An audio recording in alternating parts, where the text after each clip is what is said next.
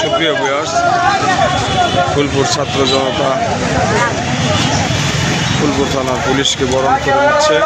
ফুল দিয়ে দীর্ঘদিন কর্মবিরতি থাকার পর আবার নতুন রূপে সেজেছে ফুলপুর থানার ছাত্র জনতা। সকলে মিলেমিশে ফুলপুরকে পুলিশ জনতা মিলে, জনতাই পুলিশ, পুলিশই জনতা।